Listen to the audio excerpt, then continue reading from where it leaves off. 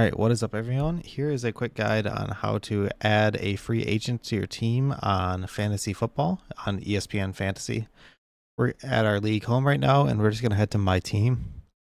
After heading to My Team, there is a thing that says Trade and Acquisition, and you just click Add Player here. And then after you click Add Player, you can see all the free agents right now, and you can sort them by any way that you want.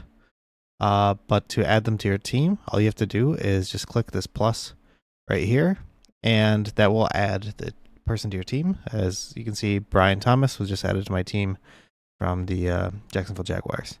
Yeah, that is all you have to do to add a free agent to your team. There are some leagues that have limits on how many people you can add, but I think most leagues are pretty lax on picking up free agents, especially if you have any injuries or anything like that on your team. So thanks a lot for watching, guys, and have a fantastic day.